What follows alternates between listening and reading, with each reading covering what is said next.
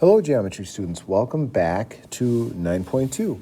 9.1 was just to kind of get you thinking on how to draw depth and what depth might look like.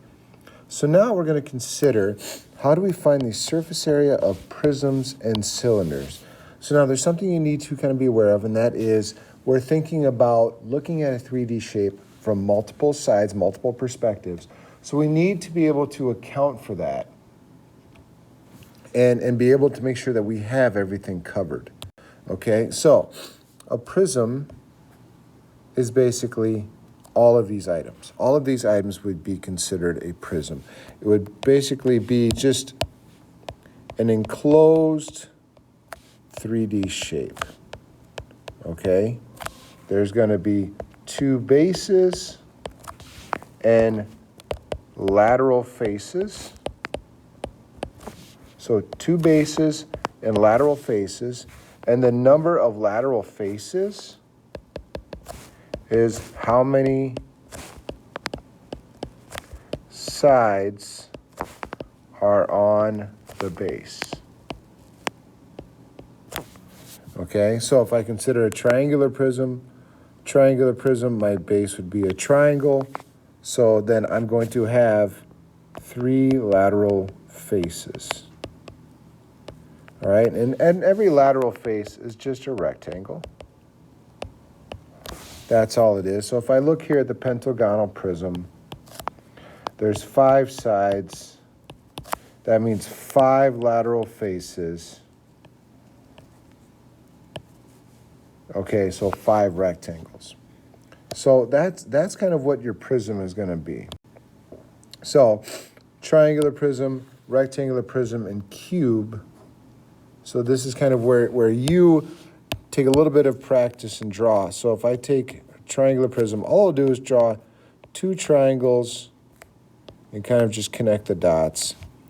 So then as a net, I would have my 2 triangles.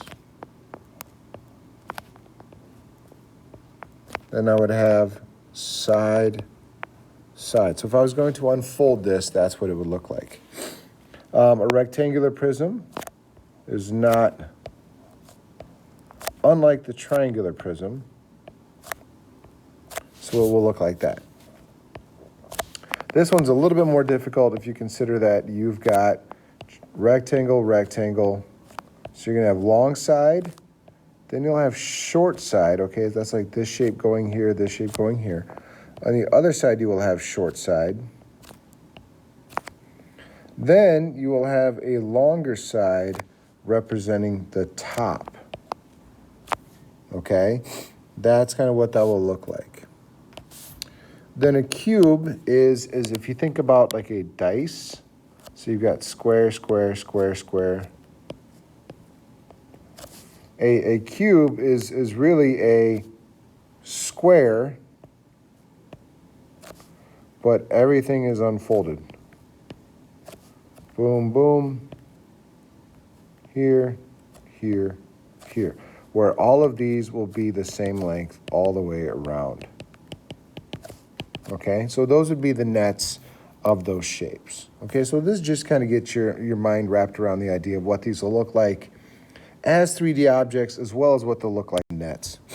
So pentagonal prism, you saw it slightly trickier. So you've got, apologies. So you've got, I'll just jump to the net. So you've got your pentagon.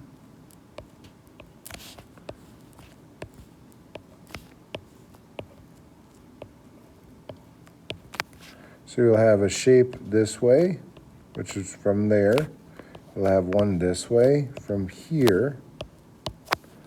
You'll have one this way from these two.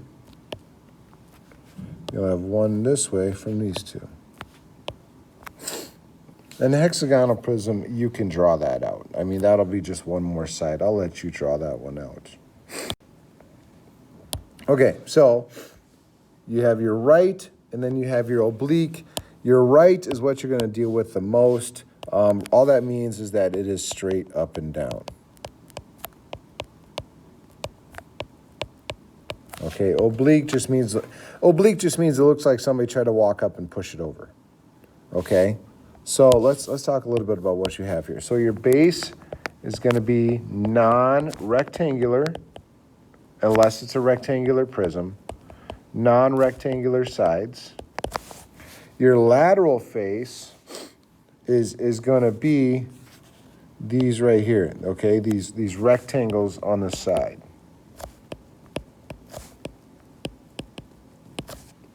The lateral edge is going to be the lines or the lengths of the rectangle. And the base edge would be, they're also lines, would be the height of rectangles.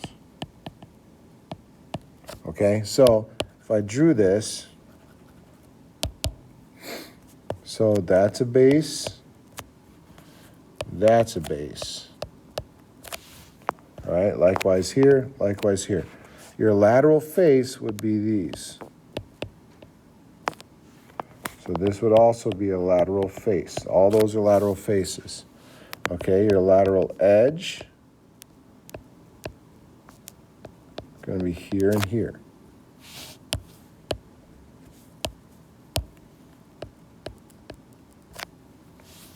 So these would also be lateral edges all the way around. Okay, your base edges, let me change colors here. Your base edges are going to be just this and these. Those would be your base edges, just the top and bottom that kind of connect with your base. Your altitude is just straight up and down, just your height. So your altitude in a right is easy because it's just this. That would be your altitude.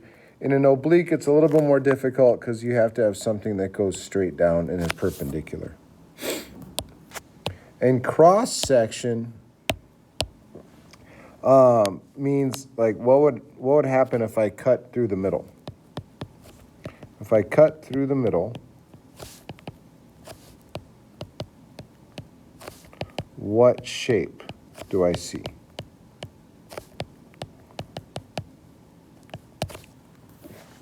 Okay, so for like this, for both of these, let me try this. For both of these, if I slice through the middle and I look down, I'm going to see, well, for this one, I'm going to see a hexagon. A cross section better match up with the base, otherwise something has gone wrong. Okay, so it's going to be the same shape as the base. Okay, now I know a lot of terminology I'm throwing you at here, so please kind of work through it little by little until it makes sense. Okay, so when we talk about the lateral area of a prism, here's kind of the way we look at it. So if we look at up here, we've got a triangular prism. So we've got A, B, C in the net times the height. Okay, and what that actually does, it represents the perimeter of the base times the height. So now lateral area means no bases. Okay, no bases, just the lateral area. So all I do is I take the perimeter of the base times the height. Okay, for this one here, you know, this, another way to think about it might be to say, well, that's H, that's H, that's H. Well, the area of this one is A times H, the area of this one is B times H, the area of this one is C times H, and I would add those all together.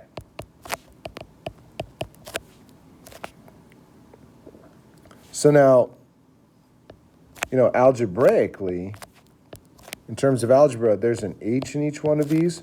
So I could factor that out, and I could say it's just H times A plus B plus C. And that's all I'm going to say. That's all it is. Perimeter of the base times the height. So usually that's represented by a big P times the height. That is your lateral area. And that's it. That's it. Just your perimeter times your height. So if I take a look at this, what type of prism is it? Well, it is going to be, if you said triangular, that is correct. Triangular. How many vertices, how many points does it have? So let's see, I've got 1, 2, 3, 4, 5, 6. How many faces? That's just all the two-dimensional sides, so the answer there is going to be 5. How many lateral faces? 3. How many edges is how many lines? So 1, 2, 3, 4, 5, 6, 7, 8, 9.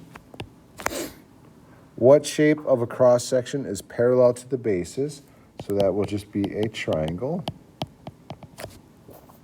And then find the lateral area of the prism. The problem with this, okay, the problem with finding the lateral area is I'm missing one side. I'm missing this side here. So if I need to do some Pythagorean theorem to do that, that's what I need to do. So that's going to be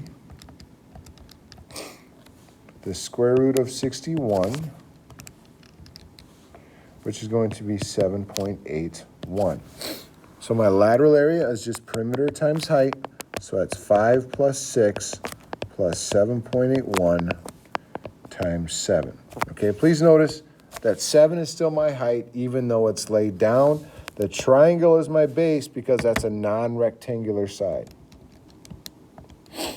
So when I multiply that all out, I get approximately 131.67 centimeters squared. That is my lateral area. Please note how you label area. Okay, it's going to be centimeters squared. Okay.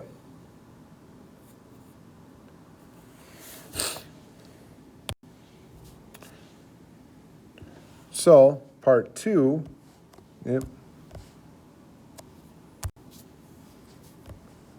part 2 of this is going to be just cylinders. So, what type of prism is this? Hexagonal. How many vertices does it have? Well, you've got 12. 1, 2, 3, 4, 5, 6, 7, 8, 9, 10, 11, 12. How many faces? Well, you can count 1, 2, 3, 4, 5, 6, 7, 8. How many lateral faces are 2? How many edges? So you're going to have 6 here, 6 here, 7, 8, 9, 10, 11, 12 edges. So the cross section is going to be a hexagon. Then find your lateral area. So my lateral area is perimeter times height. My perimeter is going to be 5 all the way around. So it's going to be 30 times 12. So that's going to be 360 centimeters squared. Okay, that's just kind of a repeat. So now we take it one step further. Okay, so now if surface area, if we would unfold that from before, remember lateral area is just perimeter times height. Okay, and that took care of all these lateral sides, right? Okay, but what that left out was the base, the top and the bottom.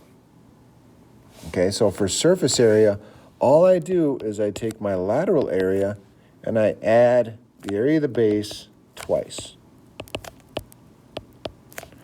Now, I can't put in a formula for the area of the base because I don't know what shape the base is. It depends on what kind of prism you're dealing with here.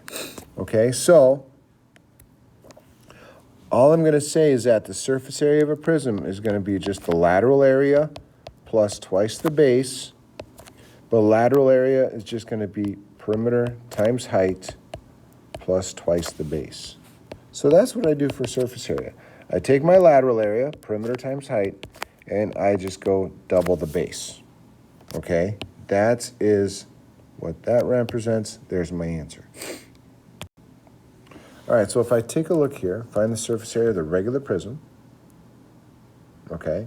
In this case, I'll consider like this side, the base. In this one, it's a rectangular prism, so you can, in theory, use any of the sides as your starting base. I'll just consider these two as my base, where that is 6 and that is 4. So my perimeter of the base, okay, so, my height was going to be 9. So the perimeter is going to be 4 plus 6 plus 4 plus 6. So that's going to be 20 times 9. So that's going to be 180 feet squared. But that is just my lateral area. I need to add the two bases.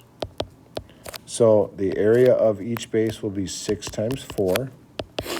So that will be 48. So my answer will be 228 feet squared. That's it. That's it. I figure out the area of my base, double it, because there's 2 of them, plus my lateral area times my height, and I'm done. Or sorry, just my lateral area, perimeter times height. And that's it. So here, find the surface area of the triangular prism. So this is quite obviously a triangular prism, because they tell you that. I need to figure out this height. Okay, so that's 12 squared plus 12 squared. So that equals 16.97.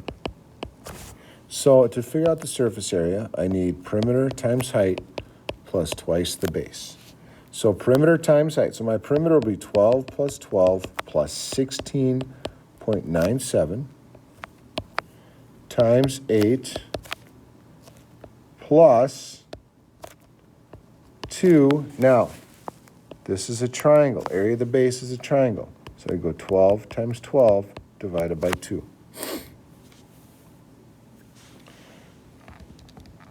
I know I put a lot in there all at once. So when I multiply that, I get 327.76. When I do this side, I get 144. So all that put together is going to be 471.76 millimeters squared. There's my answer. There's my answer. Okay, so now last one. We have a rectangular prism. And this one should not take you very long. So rectangular prism, but the bases are actually squares. So perimeter times height plus twice the area of the base. So your perimeter will be 6 plus 6 plus 6 plus 6, just distance around that shape, times 12. So that'll be 24 times 12, so that'll be 288. The area of a square is just 6 times 6, so it's 2 times 36, so that would be 72. So I take 288 plus 72, and that equals 360 centimeters squared. Okay. Now I know this is very easy to get jumbled, but if you kind of work from there and work from the lateral area, I think you'll be okay. All right, so kind of work through this a little bit. Make sure you're doing the assignment. And there is a quizzes for this. So make sure you are doing that until you get 100%. Okay. Thank you very much. I look forward to your questions.